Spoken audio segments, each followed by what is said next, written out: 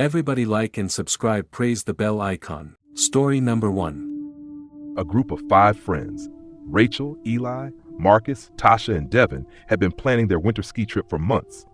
They chose a lesser-known resort deep in the mountains of British Columbia, a place rumored among hardcore skiers for its untouched trails and stunning desolate views. They craved the isolation. They wanted something pure. The first day was perfect: blue skies, fresh powder, and endless runs. The resort itself was barely more than a few cabins and a rustic lodge with a bar that closed by 9 p.m. The old man at the check-in counter, who looked like he had been carved from the mountain itself, warned them as he handed over their keys. Stay on the marked trails, no matter what. Weather can change fast up here. On the third day, fueled by shots of cheap whiskey and overconfidence, they decided to venture off-trail. There was a spot, Devin insisted, called Dead Man's Drop, a nearly vertical descent hidden past a crumbling rope line. Local legends said a man had died there decades ago, buried under an avalanche, but the story just made it more thrilling. It took them nearly an hour of hiking through deep snow to find it.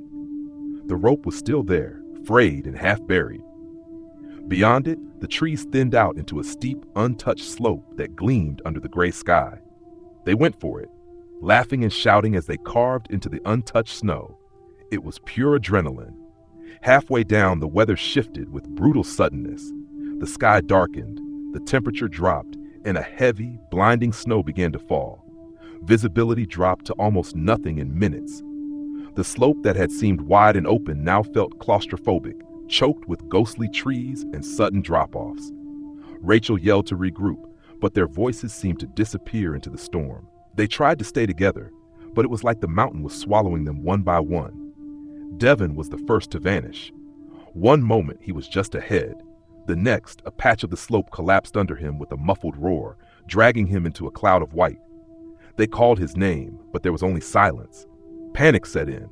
Marcus slipped, twisting his ankle badly. Tasha and Eli helped him limp along, while Rachel tried desperately to get a signal on her phone. Nothing.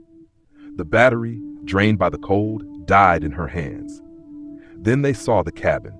It was barely visible through the swirling snow, a squat, crooked structure half buried in the drift. Smoke curled weakly from a broken chimney.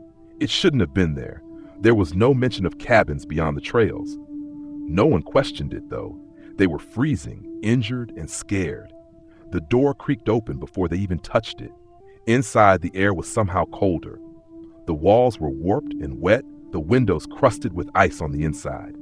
A single chair sat by a blackened fireplace, and in it, hunched and unmoving, was a figure in old, torn ski gear, the helmet low over its face. Tasha moved toward it, thinking maybe they could get help, but Rachel grabbed her arm hard. Something was wrong. The smell, wet earth and rot, filled the room, even though the windows were sealed tight. They backed toward the door. The figure shifted slightly, a jerky, unnatural movement, like a puppet being pulled by tangled strings. Marcus, leaning heavily on Eli, stumbled, knocking over a rotted side table. The noise seemed to wake the thing. It stood. The helmet slid back from its face, revealing not a person, but something desiccated and wrong, a face mummified by cold and time, with black pits where the eyes should have been. Its mouth stretched open, a soundless scream. They ran. Outside, the storm was worse. The world was pure white. They couldn't tell uphill from downhill. Eli shouted that he saw Devin ahead, waving them toward a patch of trees. Without thinking, they followed. They didn't notice till too late that Devin's arm was twisted at an impossible angle, the way a body might look after being crushed. The snow gave way under them again. Rachel woke up sometime later, half buried in snow, her friends nowhere in sight. She stumbled downhill blindly, bleeding and frozen, until she found a search party hours later. They told her she was lucky to be alive. A massive storm had rolled in suddenly, and search crews had only been able to start looking once the worst had passed. They never found the others. Just Rachel, and buried deep in a collapsed gully near the old trail, a crumbling wooden sign, "Dead Man's Drop, Do Not Enter." When Rachel tried to explain about the cabin, the search leader, a man with sad, exhausted eyes, shook his head. "There's no cabin out there," he said. "There hasn't been for 40 years. Burned down after a skier got trapped inside during a blizzard. They never found the body." Rachel doesn't ski anymore. She says sometimes during heavy snowstorms, she dreams about that cabin, about the figure still waiting inside, and wakes up with frostbite burning her fingertips. Even now, she sometimes hears a faint knock at her window in the middle of the night when the snow falls thick and silent against the glass. Story number 2. It was late in the season when Eric decided to take one last solo trip up to Copperhead Ridge, a remote mountain known among veteran skiers for its wild backcountry slopes. It wasn't part of any official resort. You had to hike up, find your own lines, and pray the weather stayed friendly. For Eric, that was the thrill. He left at dawn, skies clear, and air sharp as broken glass. A heavy snowstorm was forecast for the next day, but he figured he had enough time for one good run before things got ugly. He parked at the unplowed base lot, strapped his skis to his pack, and started the climb. It was about 2 hours up when he saw the tracks. Another set of ski tracks, cutting into the fresh snow ahead of him, weaving oddly back and forth. At first, he was relieved. It was nice knowing he wasn't totally alone. But the tracks were wrong, uneven. The skiers seemed to stumble, backtrack, then lurch forward again, like they didn't quite know how to ski, or like something was chasing them and they were running blind. Eric hesitated, but curiosity pushed him on. At the summit, he found the wreckage, a set of old, broken skis jammed into the snow, crossed like a crude warning marker. Tied to them was a piece of tattered red cloth that fluttered violently in the rising wind. No sign of the skier, no fresh tracks away from the spot, just the wrecked skis and the endless white stretching out below. As he stood there, catching his breath and fighting a growing sense of dread, he heard it, a whisper carried by the wind. At first, it sounded like nothing more than the scrape of trees bending under the cold, but then it sharpened, became words. "Help me." It came from the trees lining the slope to his right. The logical part of Eric's brain screamed at him, "Storm's coming, get down the mountain." Lasted. But another part, deeper and more primal, drew him toward the sound. He plunged into the tree line, weaving between frozen trunks. The woods were thicker than he expected, and the light dimmed to a gloomy gray. The whisper came again, closer now. "Please." He stumbled into a clearing and froze. There, half buried in the snow, was a figure, a woman in an old torn ski jacket, her skin a waxy blue, her hair matted with frost. She was reaching toward him with fingers blackened by frostbite. Eric shouted, rushing forward, but as soon as he touched her, her hand shattered into a cloud of brittle ice. Her body crumbled apart like a statue made of snow, dissolving into the wind. Behind him, the trees groaned. He turned and saw more figures emerging from the woods, skiers, dozens of them, faces twisted by terror and cold, limbs broken and wrong, dragging their shattered bodies toward him. Eric ran. He didn't care where the slope led anymore. He just pushed downhill, dodging trees, leaping over rocks, flying faster than he ever had before. He didn't stop until he burst out of the tree line onto an old logging road and collapsed, gasping in the snow. When he finally made it back to his car, he didn't look back at the mountain. He just drove, ignoring the faint tap, tap, tap that seemed to come from the roof of the car all the way home. Later that night, as he was peeling off his damp clothes, something fell out of his jacket pocket, something he hadn't put there. A strip of red cloth, tattered and stiff with ice. He moved out of the city a month later, after he started finding tiny ski tracks leading up to his apartment door, even when there was no snow on the ground. Would you also like one that's even darker, maybe involving a fatal ski lift malfunction or a hidden cave in the mountains? Story number 3. 3 years ago, a group of 4 skiers, Jen, Matt, Chris, and Lauren, signed up for a special overnight skiing adventure.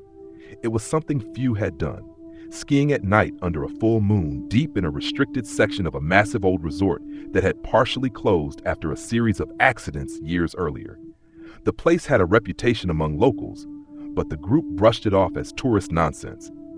Their guide was an old man named Carl, who barely spoke during the ride up the dark mountain trail. His face was pale and weathered, his eyes sunken and distant. When they reached the old lift station, Carl simply pointed at the half-rusted ski lift and said, "Last ride up. Stay on the main slope. Don't follow the lights." The lift creaked and groaned as they ascended, the chairs swaying over empty runs and shadow-choked woods. Halfway up, Matt swore he saw something, a figure standing in the trees below, staring up at them. A trick of the light, he convinced himself, just nerves. At the top, they strapped in and began the long descent. The moon was bright, casting everything in a silvery glow. For a while, it was magical. The untouched snow, the silence broken only by the hiss of their skis carving the slope. They were almost laughing, feeling invincible. Then the lights appeared. Soft, bluish-white lanterns, hanging in the trees off the main trail. They looked like old oil lamps, swaying gently in a breeze they couldn't feel. One by one, the group slowed down, mesmerized. The lights beckoned, leading off the trail, deeper into the woods. Chris was the first to veer off. Without a word, he slid toward the lights. Jen shouted after him, but he didn't even turn around. He disappeared into the trees. They waited. 5 minutes. 10. No sign of Chris. Panic creeping in, they decided to follow. Carefully, they pushed into the woods, calling his name. The deeper they went, the colder it became. Colder than it should have been. Their breath turned thick, almost solid in the air. They found one of Chris's skis first, lodged upright in the snow like a grave marker. Then his jacket, neatly folded at the base of a gnarled tree. No footprints, no blood, no sign of struggle, just emptiness. Lauren started crying. Matt tried to call for help, but there was no signal. That's when Jen noticed something else. The lights were moving again, sliding deeper into the forest, slow and deliberate. Matt insisted they go back, but when they turned around, the trail was gone. It wasn't just buried under snow. It was like it had never existed. Just dense, ancient forest stretching forever in every direction. Then came the voices. Faint at first. Chris's voice, calling out, begging them to follow. Then other voices joined in, ones they didn't recognize. Some whispered, others laughed, high and broken. All around them, closer and closer. Lauren bolted, vanishing between the trees. Jen and Matt chased after her, heartbeats hammering in their ears.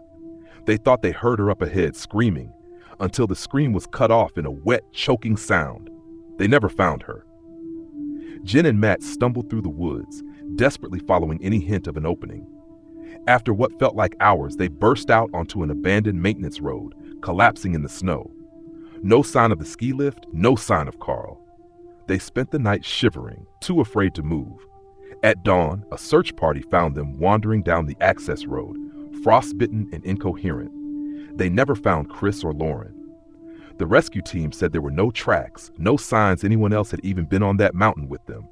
Later, when Jen tried to explain about the lights and the voices, a patrol officer pulled her aside. His face was grave. "People don't go off trail here for a reason," he said. "The ones who do, sometimes they don't come back the same, if they come back at all." Jen quit skiing after that. Matt didn't make it much longer. A year later, he was found dead in his apartment, the word "follow" scratched into the wood floor around his body in dozens of frantic, broken lines. And sometimes, Jen dreams about those lights. She dreams of Chris and Lauren, standing just beyond the trees, faces blank, mouths open in silent screams, reaching for her. Always reaching. Would you like another that's even more brutal? Maybe about a skier trapped in a glacier cave with something that should have been long dead?